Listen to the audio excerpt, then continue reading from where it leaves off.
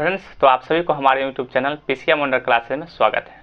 तो चलिए आज की क्लास हम पुनः स्टार्ट करते हैं मैथमेटिक्स से। तो पिछले क्लास में हम लोगों ने जहां तक पढ़ा था उससे आगे के सवाल आज की क्लास में हम लोग करेंगे। तो चलिए सवाल नंबर 14 से शुरू करते हैं। 13 तक सवाल सॉल्व कर दिया था, अब सवाल नंबर 14 से चलते हैं। 14 नंबर सवाल कर रहा है कि एक लंबा प्रेक्षक है, कोई आदमी है जो देख रहा है, आदमी है प्रेक्षक है, देख रहा है, दीवार को देख रहा है, ऊँची दीवार को। तो वो जो आदमी है हमारा, वो आदमी को ऊंचाई दे दिया है, आदमी को ऊंचाई दे दिया 1.75 मीटर। ये आदमी एक खड़ा है और ये इधर एक ऊंची दीवार है, यहाँ एक ऊंची दीवार है। दीवार की लंबाई भी दे दिया है 25.75 मीटर दे दिया। और दीवार से आदमी की दूरी जो है, ये आदमी खड़ा है यहाँ पर, आदमी से दीवार की दूरी जो दिया है वो दे दिया है 24 मीटर दे दिया है, 24 मीटर। तो कह रहा प्रेक्षक की आंख पर दीवार की चोटी का उन्नयन कोण। तो प्रेक्षक का आंख यहाँ होगा, मुंह यहाँ है, आंख यहाँ होगा। तो यहाँ से जो दीवार का जो उन्नयन कोण बनेगा, यही पूछ रहा है कि प्रेक्षक, ये हमारा हो गया प्रेक्षक का कह रहा दीवार के साथ कितना एंगल कोण बनेगा आंख पर। तो ये रहा हमारा फिगर बन गया।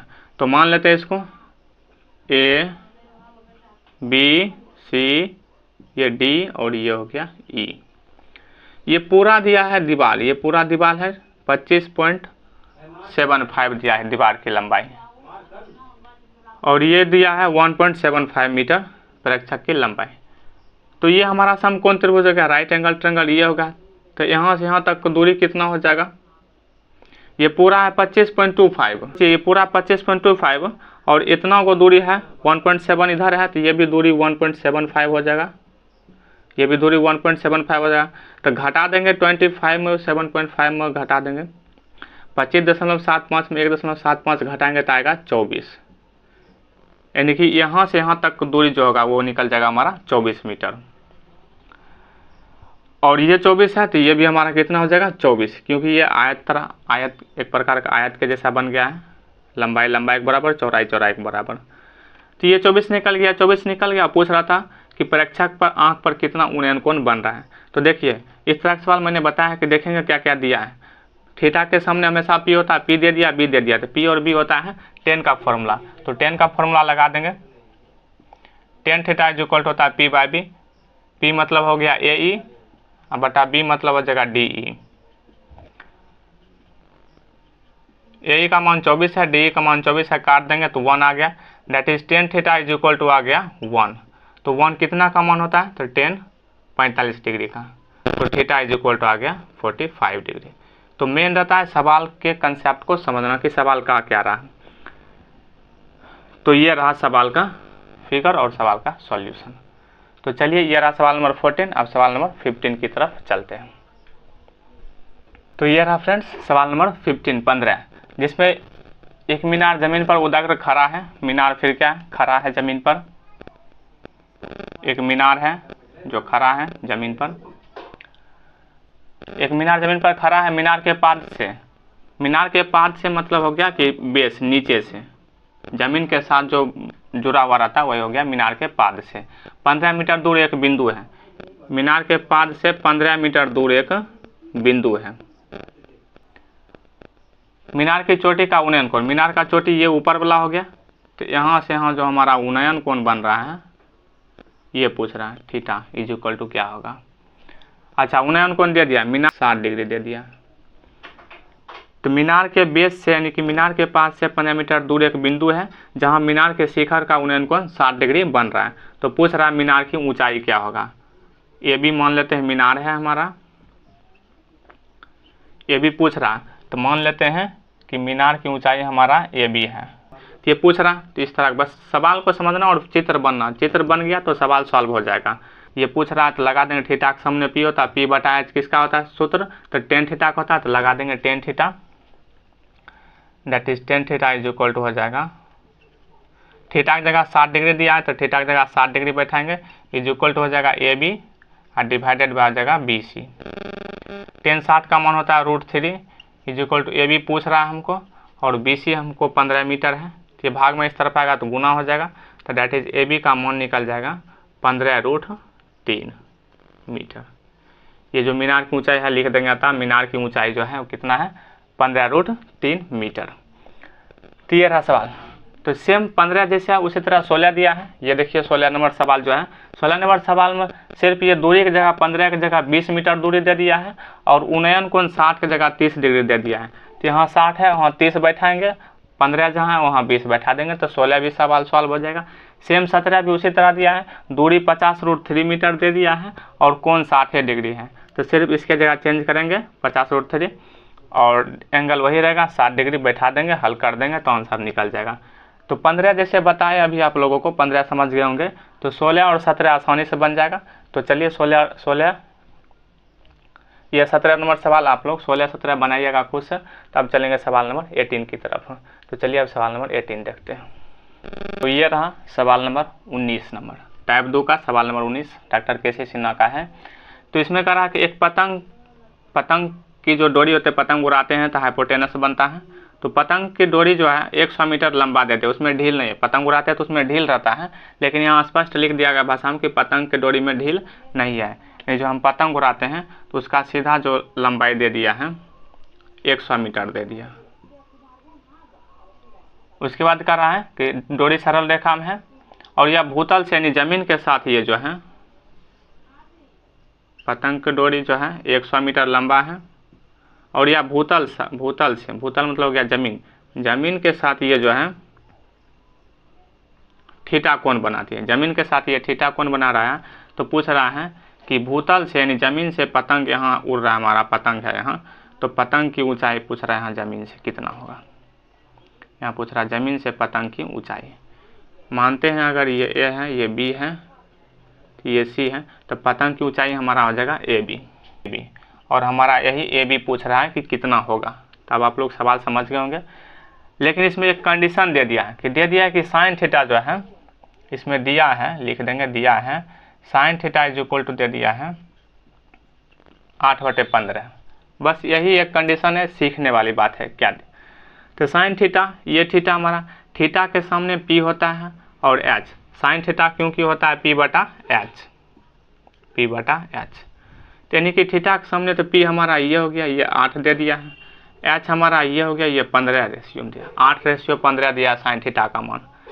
यानी कि 15 का मान हमारा जो एक जगह दो मान आ जाएगा तो वो मान उस मान के बराबर होगा जो मान दिया रहता है।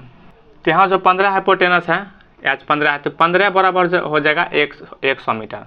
तो पूछ रहा था पतंग की ऊंचाई, भूतल से पतंग की ऊंचाई, ये भी पूछ रहा है 8 रेशियो में पूछ रहा है कि 8 रेशियो, क्योंकि हम ऊंचाई जो पतंग की ऊंचाई है वो कितना रेशियो में है 8 रेशियो में है, तो यही 8 रेशियो का मान पूछ रहा है हमारा। तो 15 बराबर हो जाएगा 100, तो 8 बराबर कितना होगा, डायरेक्ट आंसर निकल जाएगा इस सवाल में। तो चूँकि यहाँ जो दिया है 15 रेशियो जो बराबर दिया है 100 मीटर, तो 1 रेशियो बराबर हो जाएगा 100/15 मीटर। तो 8 रेशियो ऊंचाई हमारा कितना 8 रेशियो बराबर हो जाएगा 100/15 गुना 8 मीटर। काट देंगे 5 दिया, 5 काटेंगे 20 8 हो जाएगा 160/3 मीटर। काट देंगे तो लगभग आएगा 53.33 मीटर ये आते रहेगा। तो जो पतंग की ऊंचाई हमारा होगा ए बी वो निकल जाएगा। ये भी 8 के रेशियो में था और उसका मान निकाले हम लोग 53.33 मीटर। तो ये 8 के रेशियो में था ये, और दूरी की बात करेंगे तो वो 53.33 मीटर ये डिस्टेंस हो गया पतंग और भूतल की दूरी। तो ये रहा पतंग की ऊंचाई का आंसर। तो मेन रहता है समझना, ये रेशियो वाला दिया था, रेशियो में जब दो मान दिया रहेगा तो वो रेशियो बराबर हो जाएगा 100 के। इसको हालांकि 8x और 15x मान सकते हैं, ये ज़्यादा बेटर रहेगा। इसको जो है 15x मान लीजिए, ज़्यादा ठीक रहेगा। 8x 15x ले लीजिए तो एक x निकाल लेंगे, तो 8x का निकाल लेंगे मान यहाँ से। ये भी हमारा 8x है तो 8x का निकाल लिए 53x ले लेंगे, थोड़ा ज़्यादा ठीक रहेगा। तो हो गया। तो जब दो मान दिया रहेगा तो इसी तरह सॉल्व करेंगे इसका। तो चलिए अब सवाल नंबर 20 को देखते हैं। 20 भी सेम उसी तरह है, लेकिन इसमें थोड़ा सा एक चेंज दिया है, इसलिए 20 बता देते हैं। तो चलिए अब सवाल नंबर 20 देखते हैं। तो ये रहा सवाल नंबर 20। इसमें भी सेम वही बात करा, फिगर मैंने नहीं मिटाया है, फिगर वही है। इसमें भी सेम वही बात है कि पतंग उड़ रहा है धरती के एक बिंदु से 85 मीटर पतंग की डोरी की लंबाई है हमारा, 85 मीटर दे दिया है। और इसमें जो है इस प्रकार tan theta is equal to 15/8 दे दिया। उसमें sin थीटा दिया था, इसमें tan थीटा दे दिया 15/8। तो ये बात है कि पतंग उड़ रहा है धरती के साथ, वो थीटा कोण बना रही है। और तो पूछ रहा पतंग की जो ऊंचाई है धरती के साथ वो कितना है। तो ये पतंग की ऊंचाई फिर AB हो जाएगा, पतंग की ऊंचाई वही है AB। लेकिन इसमें कंडीशन दिया है tan थीटा दे दिया है, tan theta is equal to 15/8 में दे दिया। तो मान लेते हैं 15x और 8x दे दिया। tan थीटा, थीटा के सामने P होता है, तो ये हमारा हो जाएगा 15x और ये हमारा हो जाएगा 8x। तो ये तो हमको पहले चाहिए ना h, उसमें तो h डायरेक्ट दे दिया था 15 रेशियो में, तो 15 रेशियो बराबर डायरेक्ट कर दिए थे। लेकिन यहाँ 85 वैल्यू दिया है, मान दिया है, यहाँ रेशियो के रूप में नहीं दिया। पहले हम रेशियो के रूप में लाएंगे तब वो रेशियो को बराबर इस मान का करेंगे, क्योंकि ये दोनों रेशियो में है। तो इसका भी पहले हम इस रूप में रेशियो निकालेंगे, तब वो रेशियो के 85 के बराबर करेंगे, तब जो पूछ रहा है हम आसानी से ऊंचाई पूछ रहा था 15x आसानी से हम लोग निकाल लेंगे। तो चलिए 8x 15x दिए, तो ये समकोण त्रिभुज का क्या होता है, हाइपोटेनस होता है, h होता है। तो h का फॉर्मूला लगा देते हैं पहले, h² इज इक्वल टू लिख देंगे कि समकोण त्रिभुज ABC से भाषा लिखेंगे, समकोण त्रिभुज ABC से h² is equal to P² और प्लस होता है B²। h हमको निकालना ही है, h हमको नहीं पता, P का मान हमको पता है 15x है, थीटा के सामने क्या होता है P होता है, ये B हो जाएगा। तो 15x का स्क्वायर करेंगे और प्लस B हमारा है 8x का स्क्वायर करेंगे, h² जो 15 का स्क्वायर करेंगे 225, x का स्क्वायर करेंगे तो x², 8 का स्क्वायर करेंगे 64 x², दोनों को जोड़ देंगे 289 आ जाएगा x²। h² बराबर इतना आया, तो h बराबर आ जाएगा 17x, स्क्वायर हटाएंगे रूट आएगा, 17 का स्क्वायर 289 होता है, x² से x निकल जाएगा। तो h का मान निकल गया 17x, यानी ये जो हमारा है ये 17x रेशियो में है। अब ये क्यों निकाले, क्योंकि यही मान हमको दिया था। अगर ये मान दिया रहता तो कोई दिक्कत नहीं था, डायरेक्ट 15x बराबर वैल्यू कर देते निकल जाता। लेकिन हमको ये मान दिया और रेशियो में ये मान हमको पता नहीं था, इसलिए हमको ये हाइपोटेनस निकालना पड़ा रेशियो के रूप में। तो 17x बराबर अब हो जाएगा 45, 17x का मान हमको 45 दिया है। तो चलते हैं अब पुनः 17x जो हमारा है, 17x बराबर दिया है 85। तो डेट इज x बराबर कितना आ जाएगा, 17 से भाग लगाएंगे, गुना में इधर आएगा तो भाग हो जाएगा। तो 17 × 5 = 85, x का मान निकल गया 5। हमारा पूछ रहा था पतंग की ऊंचाई AB है, और AB कितना रेशियो में है, 15 रेशियो में, 15x में। तो x की जगह 5 बैठा देंगे, 15 × 5 = 75 मीटर के रूप में है, मीटर आ जाएगा। तो यह रहा 75 मीटर हो गया पतंग की ऊंचाई।